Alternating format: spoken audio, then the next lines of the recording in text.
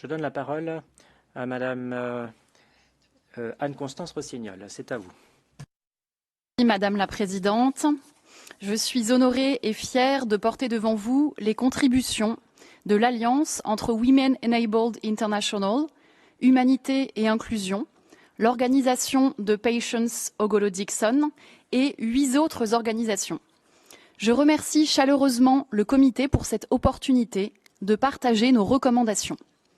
Mon intervention portera sur la participation des femmes et personnes de la diversité de genre handicapées, spécifiquement à la vie publique.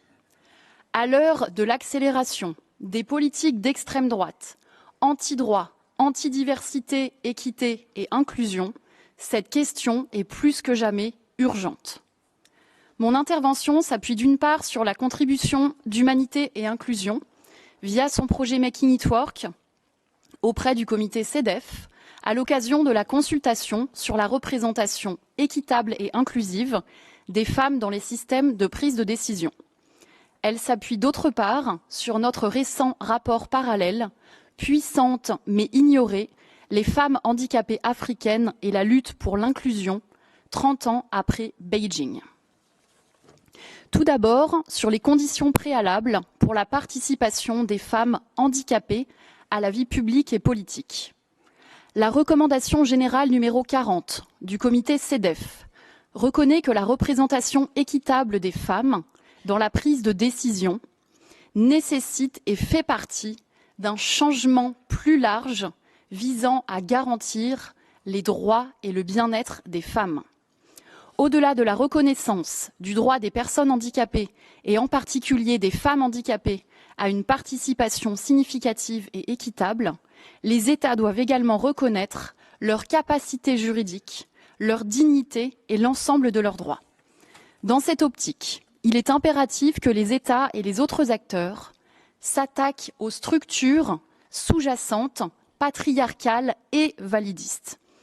Il est essentiel notamment de prévenir et de remédier aux violations spécifiques des droits des femmes et personnes de la diversité de genre handicapées au sein de la famille, notamment en matière de mariage, de divorce et d'héritage, en conformité avec l'article 23 de la Convention.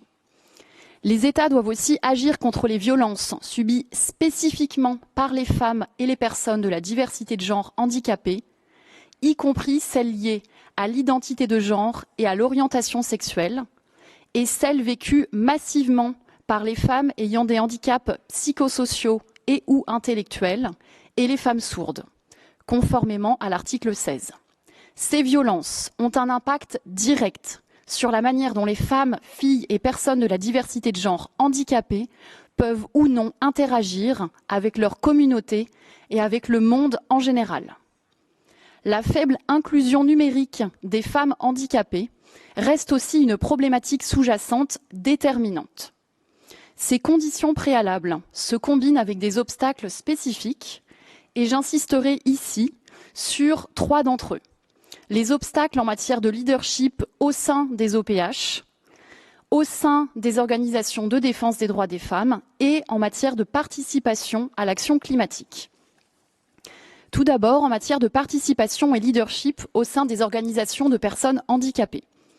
Comme le souligne le comité CDPH, les femmes handicapées devraient faire partie de la direction des OPH sur un pied d'égalité avec les hommes handicapés et devraient obtenir l'espace et le pouvoir de diriger et de prendre part aux décisions par le biais d'une représentation paritaire, de comités de femmes, de programmes d'autonomisation, etc. Pourtant, les hommes handicapés dominent encore les postes de direction dans les OPH, ce qui marginalise encore davantage les femmes et les personnes de la diversité de genre handicapées. Par exemple, une enquête menée en 2020 par la Fédération mondiale des personnes sourdes auprès de plus de 130 associations nationales a montré que seuls 23% de ces associations comptaient des femmes sourdes parmi leurs dirigeants. En matière de participation et leadership au sein des mouvements de droits des femmes, ces mouvements négligent souvent les femmes handicapées, considérant le genre et le handicap comme des questions distinctes, plutôt que comme des identités croisées. Les femmes handicapées luttent pour participer à ces mouvements et pour que leur point de vue soit pris en compte et respecté. En 2022, une enquête menée par Inclusive Generation Equality a révélé que les barrières à l'accessibilité et les obstacles financiers constituaient encore un défi important pour les femmes handicapées qui veulent participer au mouvement féministe. Troisièmement, par rapport à la participation à l'action climatique, on estime que 4 personnes sur 5 déplacées par les effets du changement climatique sont des femmes et des filles. À l'intersection du handicap et du genre, les femmes et les personnes de la diversité de genre handicapées courent un risque accru de subir les effets négatifs du changement climatique. Et en même temps, les parties prenantes des ODD, de l'accord de Paris et du cadre de Sendai pour la réduction des risques de catastrophes s'accordent à dire que les OPH ont un rôle essentiel à jouer en matière de réduction des risques. L'article 11 de la Convention renforce et précise aussi l'obligation des États d'assurer la protection et la sécurité des personnes handicapées dans les situations de risque, y compris les urgences. Bien qu'elles soient parmi les plus touchées par la crise climatique, les femmes handicapées restent encore largement invisibles et entravées dans l'action climatique. À ce stade, je souhaite donc mettre en lumière 2 bonnes pratiques, parmi beaucoup d'autres, qui concourent à dépasser ces obstacles. Premièrement, le protocole d'accessibilité féministe, lancé en 2022 par Inclusive Generation Equality, qui engage les acteurs de l'égalité des genres à rendre les espaces décisionnels pleinement accessibles et inclusifs pour les femmes et personnes de la diversité de genre handicapées. Avec plus de 250 signataires à ce jour, il a été appliqué avec succès lors de forums féministes internationaux, contribuant à un féminisme plus inclusif et plus intersectionnel à tous les niveaux. Deuxièmement, le protocole à la Charte africaine des droits de l'homme et des peuples relatif aux droits des personnes handicapées, entré en vigueur en 2024, consacre une approche du handicap sensible au genre, accordant une priorité aux femmes et filles handicapées. Son article 27 impose aux États de garantir leur participation à tous les niveaux et d'intégrer des perspectives de genre dans les politiques et contient des dispositions qui traitent des précurseurs de la participation, tels que l'accès à l'information, à la communication et à la technologie, ainsi qu'à l'accès à l'emploi ou encore la protection contre les violences. Nos recommandations sont les suivantes. Nous encourageons le comité à prendre en compte les conditions préalables à la participation en adoptant une interprétation large de l'article 29, qui établira que les États doivent garantir ces conditions préalables nécessaires à la participation. Également, les États devraient être invités à s'attaquer aux systèmes d'oppression sous-jacents, tels que le validisme, le sexisme et l'audisme, et à la manière dont ces systèmes se croisent et impactent les personnes handicapées multimarginalisées.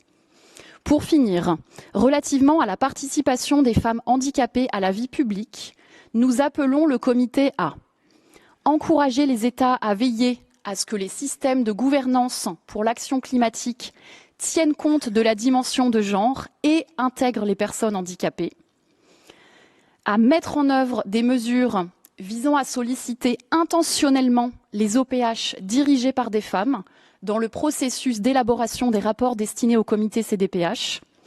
Ensuite, à encourager les États et autres entités à fournir une formation et des opportunités pour le leadership féministe des personnes handicapées à tous les niveaux de la vie publique. Et enfin, à encourager les États et autres entités à consulter directement les femmes, les filles et les personnes handicapées de la diversité de genre lors de l'élaboration des lois et des politiques publiques et à intégrer les OPH dirigés par des femmes dans la mise en œuvre, le suivi et l'évaluation des efforts du gouvernement.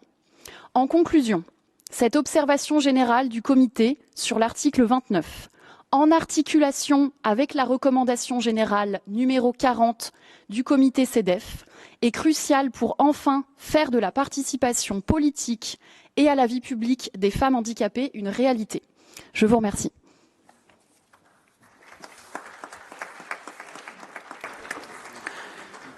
Thank you so much. Now Merci beaucoup.